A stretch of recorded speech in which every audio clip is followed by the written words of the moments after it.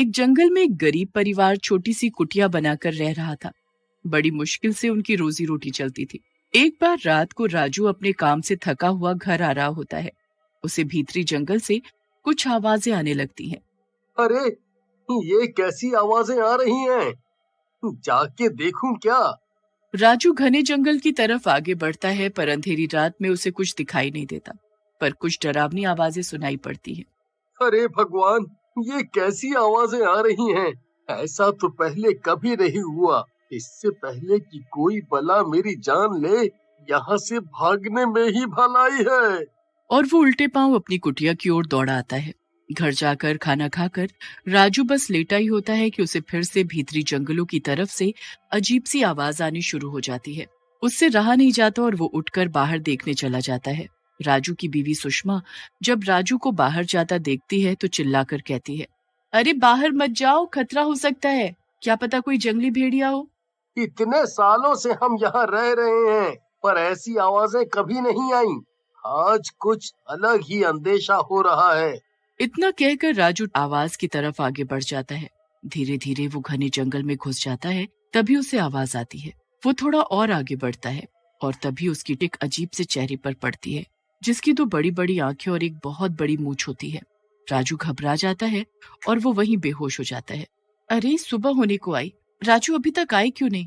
कहीं उन्हें किसी जंगली जानवर ने? नहीं नहीं, ऐसा नहीं हो सकता, मैं खुद जाकर देखती हूँ। सुषमा राजू को आवाज देती हुई ढूंढने निकल पड़ती है। वो अपने पति को ढूंढते हुए घने जंगलों में जाती है। तभी वो बेहोश राजू को देखकर हैरान हो जाती है और जोर जोर से चिल्लाने लगती है। उसके चिल्लाने से जंगल के पक्षी इधर उधर उड़ने लगते हैं और राजू की आंखें खुल जाती हैं। राजू होश में आते ही ढूंढने लगता है कि रात को आने वाली आवाज कैसी थी। अरे तुम क्या करने आए हो इस जंगल के अंदर? क्या ढूंढ रहे हो? तभी राजू की नजर एक एक्सीडेंट हुए हेलीकॉप्टर पर पड़ती है, जो टूटा फूटा वहां पड़ा था। राजू हेलीकॉप्टर के अंदर घुसता है। अरे कुछ बताओगे, कहाँ घुसे चले जा रहे हो? बस मनमानी करते रहते हो। चुपचाप मेरे पीछे पीछे आओ। वो जैसे ही हेलीकॉप्टर के अंदर चढ़ रहा होता है, तभी हेलीकॉप्टर अचानक से हिलने लगता है। धड़ धड़ धड़ धड़। तभी किसी की आवाज आती है, दूर हो जाओ यहाँ से, दूर हो जाओ। राजू और सुषमा बहुत घबरा जाते हैं और जोर से कहते हैं, कौन हो तुम जो ऐसे हमें डरा रहे हो? हेलीकॉप्टर से एक दहाड़ती हुई आवाज आती है, मैं भूत हूँ, और अगर तुम इस हेलीकॉप्टर में कुछ देर और रहे तो मैं तुम दोनों को जान से मार दूंगा। अपनी भलाई चाहते हो तो यहाँ से चले जाओ। राजू और सुषमा बहुत डर जाते हैं और वहां से चिल्लाकर घर भाग जाते हैं। सुषमा बहुत चालाक होती है।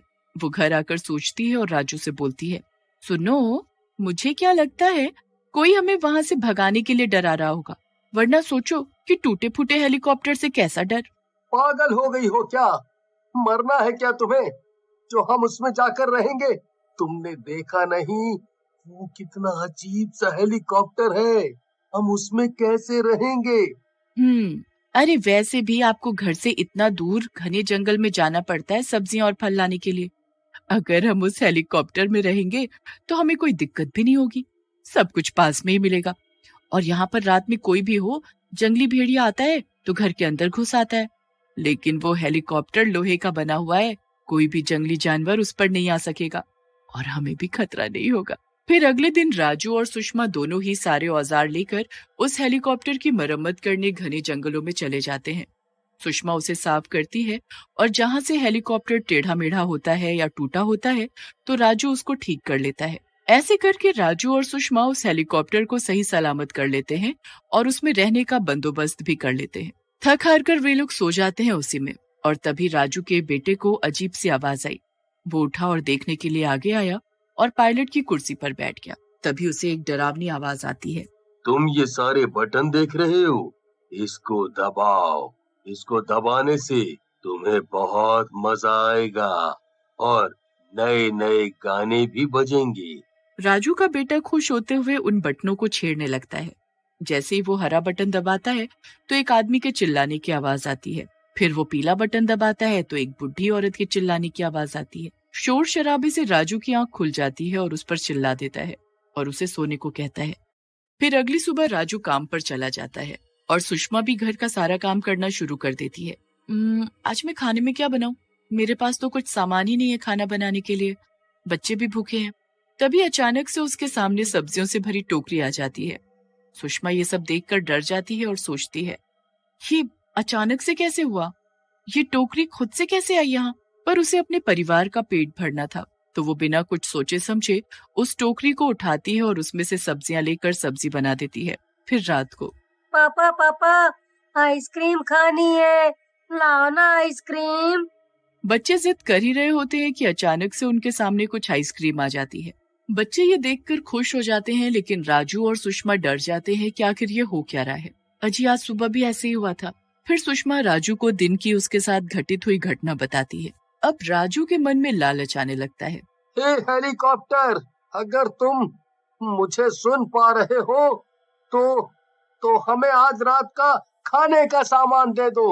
तभी अचानक खाने का सामान उनके सामने प्रकट हो जाता है। पापा मुझे आसमान में उड़ना है। पागल हो गए हो क्या? आसमान में कैसे उड़ोगे? तभी हेलीकॉप्टर अचानक खुद से ही स्टार्ट हो जाता है और आसमान की ओर उड़ने लगता है। ये सब देख राजू बहुत खुश होता है। तुम कौन हो और हमारी इतनी मदद क्यों कर रहे हो? तुम मुझे अपना दोस्त समझ लो। मैं तुम्हारा दोस्त हूँ और तुम्हें खुश करने के लिए कुछ भी करूँगा। तुम यहाँ कैसे आए और तुम्हारी हालत ऐसी कैसे हुई? आखिर क्या हुआ था? मेरे मालिक बहुत बड़े पायलट थे। उनका हर जगह नाम था।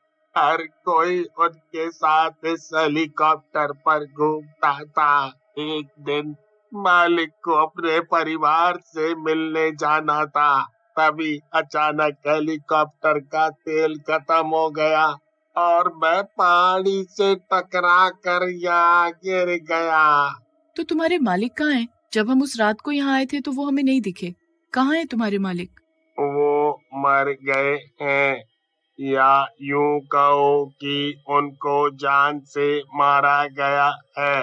तभी एक भूतिया पायलट उनके सामने प्रकट होता है। चेहरा जला हुआ, शरीर पर ढेरों चोट के निशान, खून से लथपथ शरीर, जिसे देखकर वे लोग बहुत डर जाते हैं। मैं ही हूँ वो जिसे जान से मारा गया है। जान से मारा गया है? जिसने जान से मारा है उसके बारे में बताओ।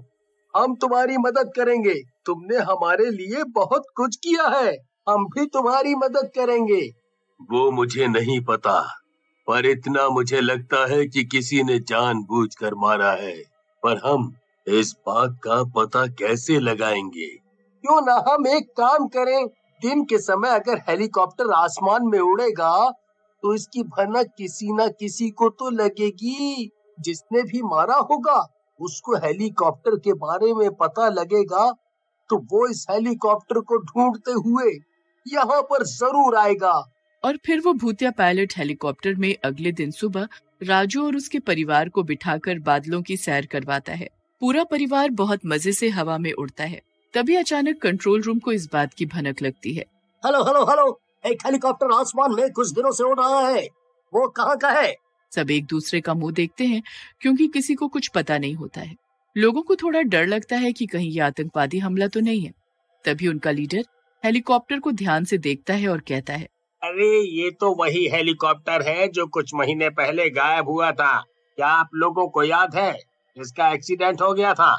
वो लीडर उस हेलीकॉप्टर का चार्ज अपने हाथ में लेता है और हेलीकॉप्टर पर नजर रखते हुए अपनी बाइक से उसकी लोकेशन को फॉलो करता है। लोकेशन ढूंढते ढूंढते कुछ दिनों बाद वो लीडर वहां पहुंच जाता है। लीडर ये सब पता करने उन लोगों के पास पहुंचता है और उनसे कहता है, तुम लोगों को ये हेलीकॉप्टर कहाँ से मिला और तुम लोग किसकी परमिशन से इसके अंदर रह रहे हो? ये हमें घने जंगलों में मिला। हमने सोचा कि ये पूरी तरह खराब हो चुका है, तो हमने इसकी मरम्मत करके रहने की जगह बना ली। तभी हेलीकॉप्टर से डरावनी आवाज आती है, चुपचाप यहाँ से चला जा, वरना तेरी खैर नहीं। ये सुनकर लीडर के तो तोते उड़ जाते हैं और वो वहीं बेहोश हो जाता है। अब राजू और सुषमा उसके होश में आने का इंतजार कर रहे थे।